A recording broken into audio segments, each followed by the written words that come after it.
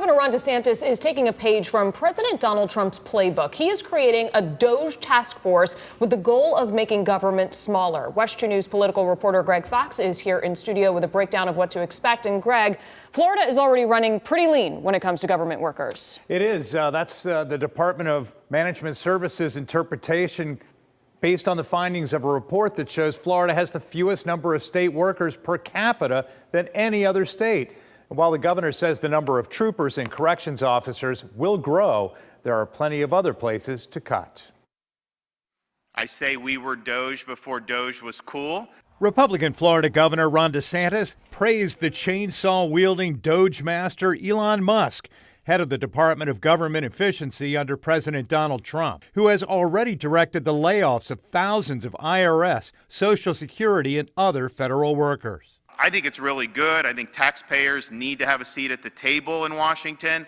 And for too long, nobody's cared about the taxpayers, much less the next generation, who's ultimately going to have to pay for all of the mismanagement that we've seen over these many, many years. DeSantis promised he and lawmakers, beginning with the regular session starting next week, will be chopping the size of government across the state, starting with the establishment of a one-year DOGE task force.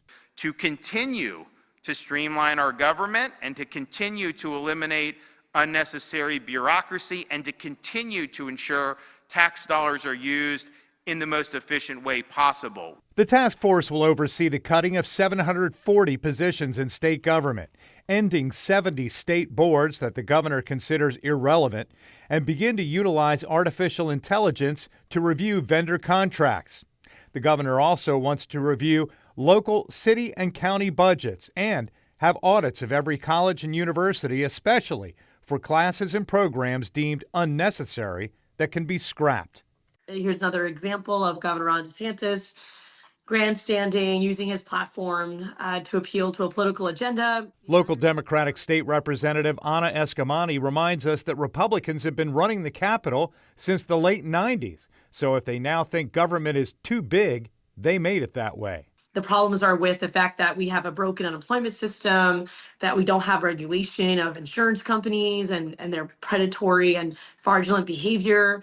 So there's a lot of areas for us to cut costs. Unfortunately, a lot of it's created by Governor Ron DeSantis. The governor's DOGE task force will sunset in 1 year, which would coincide with his last year in office and the election of a new governor.